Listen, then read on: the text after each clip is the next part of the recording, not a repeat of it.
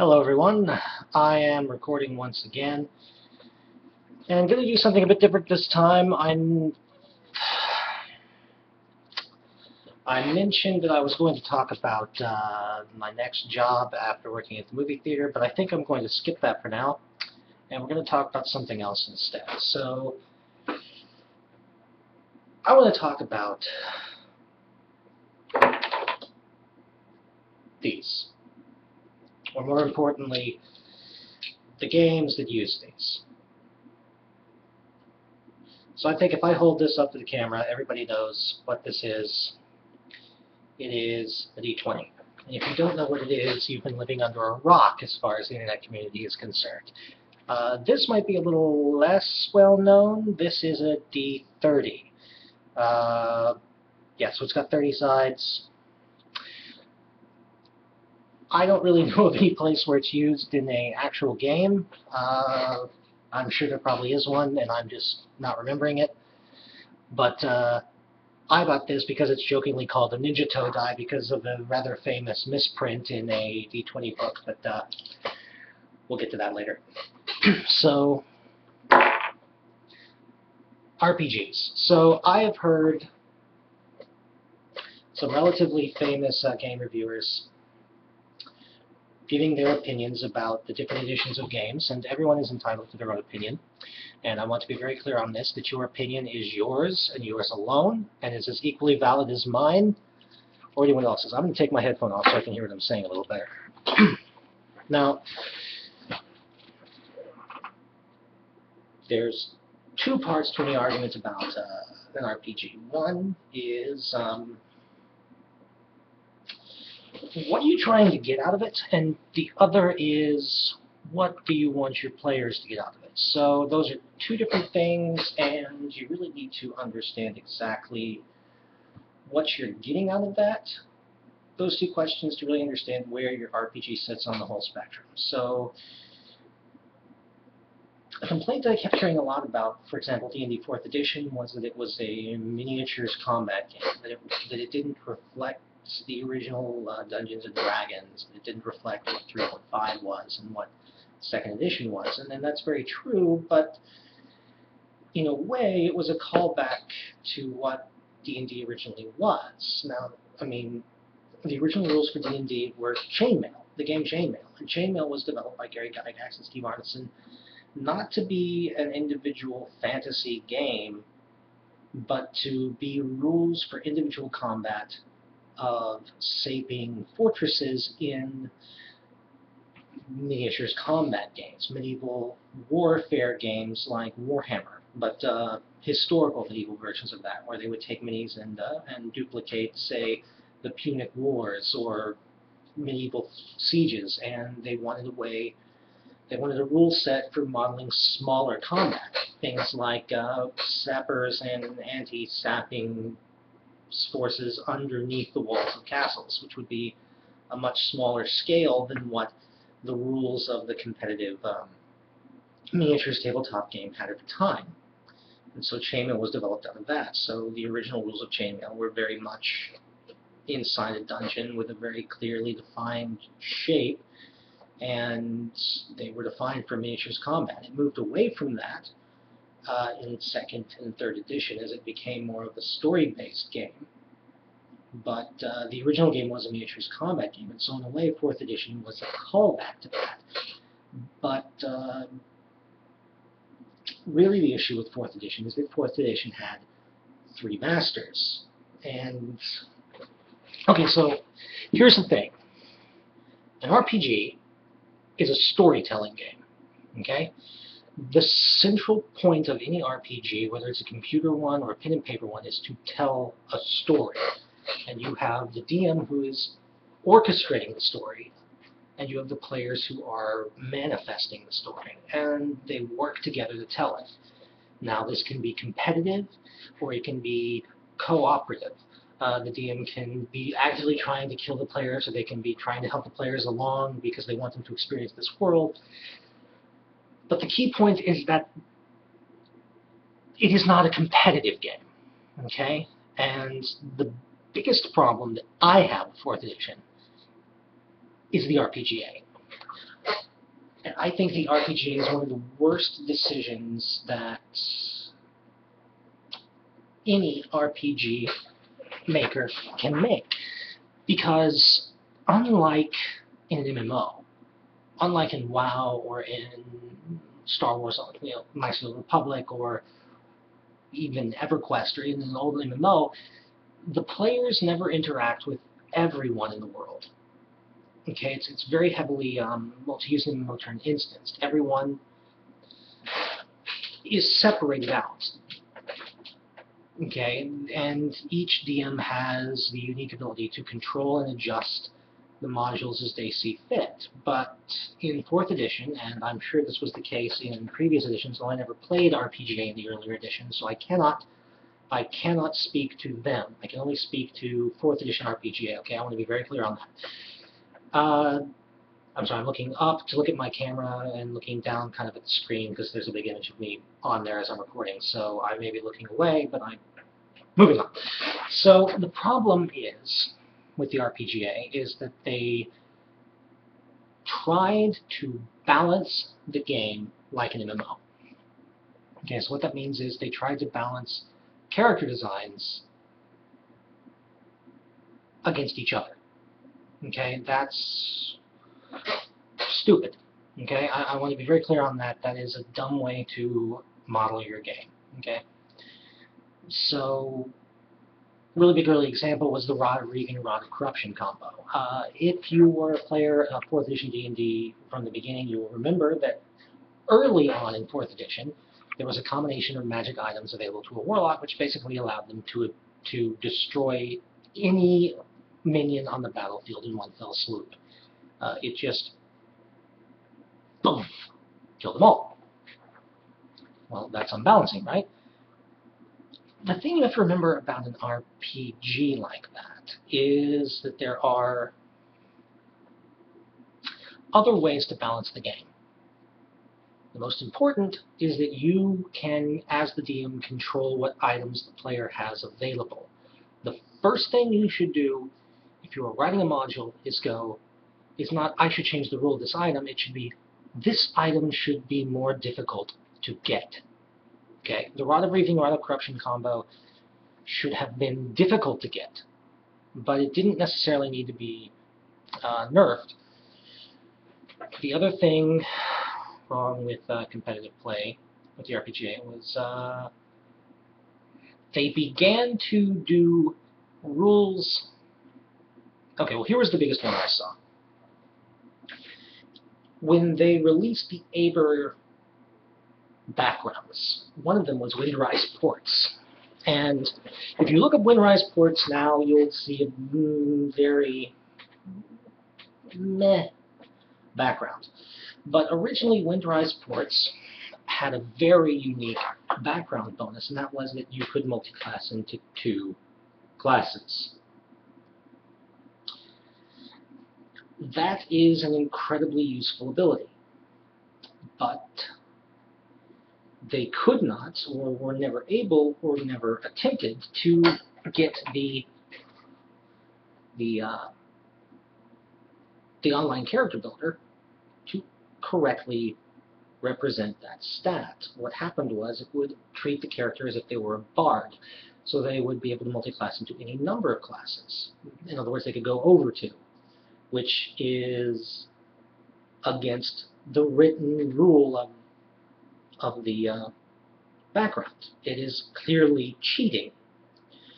So instead of fixing the problem with the program, or just saying, hey, if a character's character is obviously using a problem in the exploit and a bug in the program, and they're coming to your table as an RPGA judge with a clearly illegal character, don't let them play. Instead, they completely changed what Windrise Ports does and just got rid of one of the most interesting mechanics of a background in the game. I mean, every background is basically the same. You get a bonus to a skill, and you get a bonus to something, this minor bonus to something else. It really doesn't make any freaking difference, except the early backgrounds, which are like, the Fae background. I must pop my neck. Didn't succeed. My neck is sore. Okay. Imboltur and Fae have bonuses where you can base your HP on another stat than Con. You have things like that, and those should have been what backgrounds are like.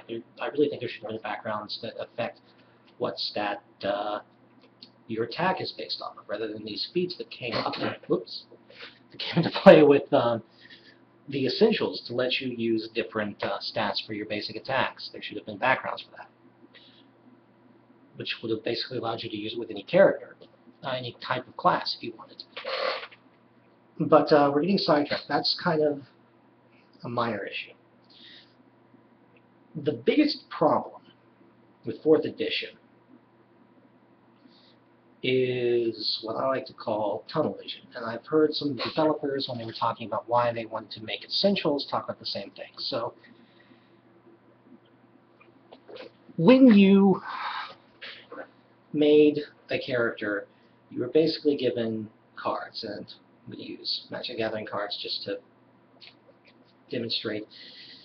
If I am told that I have a list of powers, and I have, and I'm holding them backwards because I don't want to show, but there we go. Are they all pressing up? Yes. Nope. Wait. That one. There we go. So if I have these 3 cards, and I know, hey, and I see these on my character sheet, these are my attack powers, I'm going to think, these are the only things I can do as a player, because they're presented in front of me. They're like a hotbar in an MMO. They're clickable items. They're, floating in the corner. Click here to activate this power. But that's never the actual case in 4th edition D&D. And they say, oh, well, 4th edition D&D doesn't allow for role-playing. You're an idiot. Okay? I want you to look at the screen right now, and I want you to understand what I'm saying. If you actually believe that, you're an idiot. Role-playing is you telling the DM you want to do something. Okay? It is you telling the person running the game, I want my character to do this. Then it's the DM's job to tell you whether or not it succeeds. That's it. This is an important fact. Every version of D&D that I've ever looked at has Rule 0. What the DM says overrides anything in the book. That is Rule 0. That is what Rule 0 says. You and the DM have the final say. It's your game between you and the DM. Okay? If you want your character to make a flying leap at a monster and hit them with an attack, the DM can add his own bonuses to that. That's all the powers are. They're pre-written bonuses.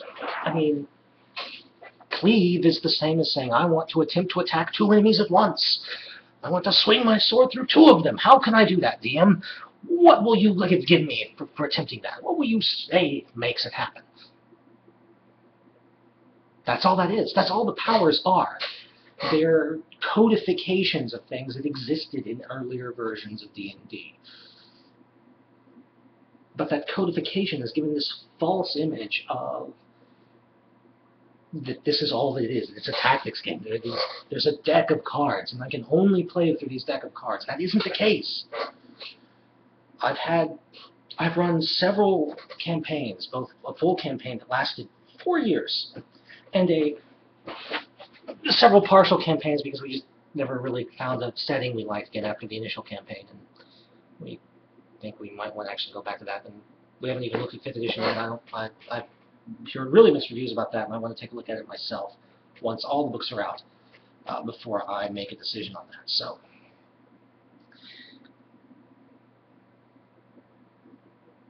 I had players beat an encounter with prestidigitation.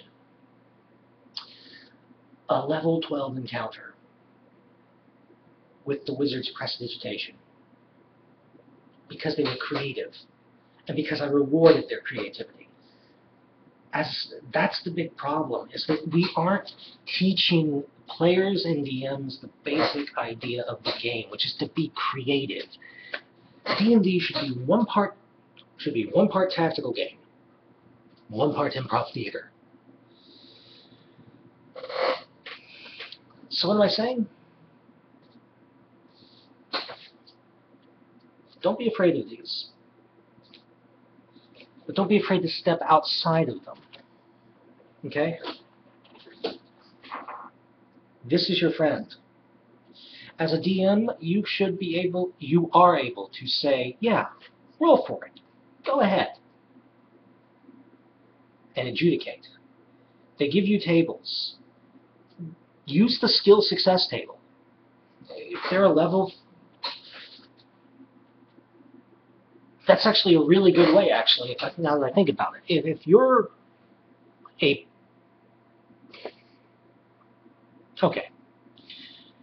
let's say your character wants to do something like do a running jump at a player, at an enemy, and a leaping stab, and it's normal, they don't have a power like that. Make it a skill challenge. Make it a skill roll. Tell them, okay, well, before you do your attack roll, give me an acrobatics check. Roll the die. See what you get. If they succeed, using the skill table that you have in the DMG or in one of the erratas, okay, now make your attack roll. Or make up your own rolls. Do something like, say, okay, make your skill roll. And the amount you succeed or fail becomes a modifier to the attack roll. That's an interesting mechanic. So if I want to make a running, leaping attack, and I have a really high acrobatics, that improves my success. But if I have a really low acrobatics, it might actually be a detriment to try such an attack. This can be done in 4E. You still have the melee basic attack, and you still have the skills. You can do all of this in 4E. There's no reason why you can't. Okay? This is the one tool that is immutable in this game, okay? The die. Whether it's a D20 or D6s in a group, or even the Ninja Toad die, which rolled off over to there because I dropped it. These are your game. Not the power cards, not a set of pre-written powers. This and this. Right here. So, what am I saying? What am I saying? It's a good question. Be creative. Enjoy a game for what it is. And you'll get a lot more out of a game if you do that. Be open-minded. And don't forget Rule 0. Really. Seriously, guys. It's not just in there to pander to you. It's the basic rule. And remember, chainmail was house rules. The game was originally house rules for a tabletop miniatures game. It's house rules are the heart of the game. Alright, so I will be recording another video right after I end this one, which is the actual story that I promised from the previous video about auditing, being an internal process audit. So I will see you in that video, and good night and good luck.